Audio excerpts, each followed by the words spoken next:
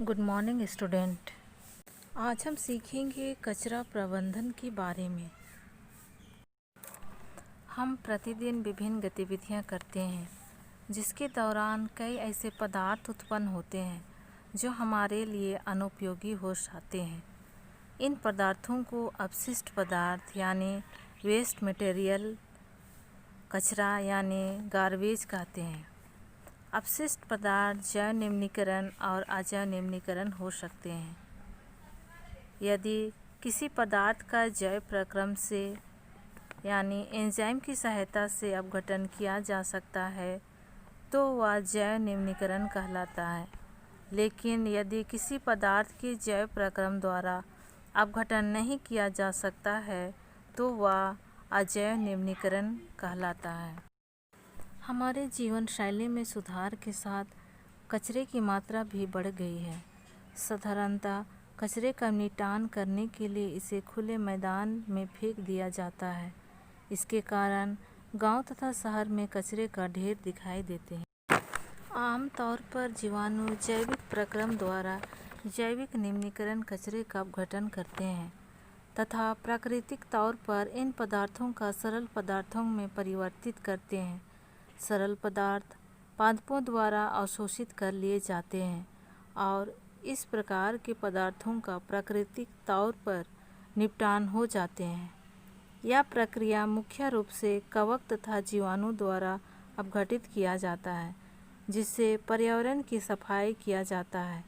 इन पदार्थों की मात्रा अत्यधिक होती है तो पर्यावरण में कई समस्याएं उत्पन्न होती हैं, जैसे दुर्गंध, बीमारियों का संक्रमण इत्यादि।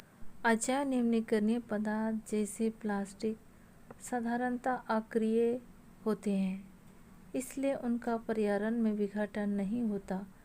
इसके कारण वे लंबे समय तक पर्यावरण में बने रहते हैं। इसके कारण कई समस्याएं जैसे नलियों के बहाव में रुकावट, बाढ़, बीमारियों का फैलाव इत्यादि उत्पन्न हो सकते हैं। दोनों कारकों में वायु, जल तथा मृदा प्रदूषण होते हैं। मल यानी सीवेज के निपटान के लिए उचित व्यवस्था न होने के कारण स्थानीय जल के स्रोत तथा अन्य स्रोत वाहित मल से प्रभावित होते हैं। उद्योगों से निकलने वाले अपशिष्ट, जिनमें गैस, कूड़ा कचरा, धातु के लवण एवं तरल अपशिष्ट सम्मिलित हैं, बिना उपचार किए यदि पर्यावरण में छोड़ दिए जाते हैं तो खेतों से निकलने वाला जल, जिसमें कीटनाशक और रासायनिक उर्वरक होते हैं, अक्सर स्थानीय जलाशयों में एकत्रित होते हैं। डीडीटी जैसे अजैव निम्नीकरण पदार्थ जल में मिलने से जल में पोषक तत्वों की अत्यधिक वृद्धि होती है। इससे जल में शैवाल की अत्यधिक वृद्धि होती है।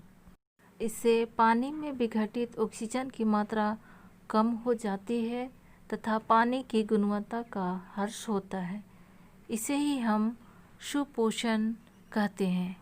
इसे जल में जैव रासायनिक ऑक्सीजन यानी बायोकेमिकल ऑक्सीजन डिमांड या BOD की मांग बढ़ जाती है, जिससे जलीय जीवों को पर्याप्त ऑक्सीजन नहीं मिल पाता और वे मर जाते हैं।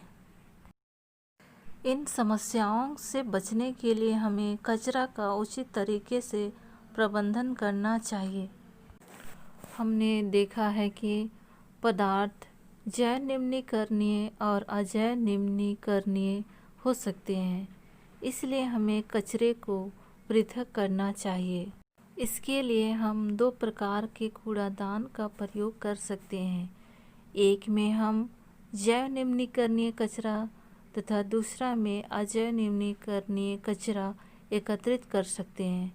दोनों प्रकार के कचरे का निपटान विभिन्न प्रकार से कर सकते हैं। बच्चों, बायोगैस प्लांट पर जैव निम्नीकरणीय कचरे का सूक्ष्म जीवों की सहायता से बायोगैस तथा जैविक उर्वरक में परिवर्तन किया जा सकता है।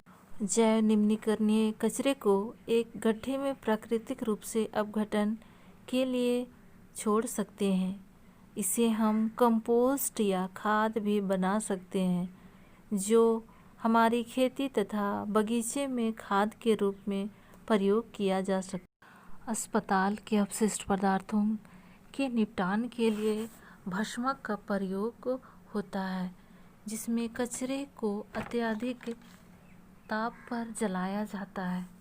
आ जाए निम्नलिखित कचरे में से कुछ वस्तुओं का पुनः उपयोग किया जा सकता है, जैसे प्लास्टिक के जार में फूलों को लगाया जा सकता है तथा पानी के बोतलों में इन पौधों के लिए पानी रखा जा सकता है। बक्सों को वस्तुओं को रखने के लिए प्रयोग किया जा सकता है। इस प्रकार किसी वस्तुओं का बार बार उपयोग करना पुनः उपयोग रीयूज कहलाता है। पुनः चक्रण कुछ पदार्थ जैसे प्लास्टिक, कांच, धातु इत्यादि पुनः चक्रण यानी रिसाइकिल किया जा सकता है। घरेलू वाहित मल तथा उद्योगों से निकले तरल का वाहित मल उपचार संयंत्र यानी सीवेज ट्रीटमेंट प्लांट की सहायता से उपचार करना आवश्यक है। इससे जल में उपस्थित उपद्रवों का संचरण कम हो जाता है, जिससे जल प्रदूषण कम होता है। बच्चों, इस प्रकार आज हमने सीखा कचरा प्रबंधन के बारे में।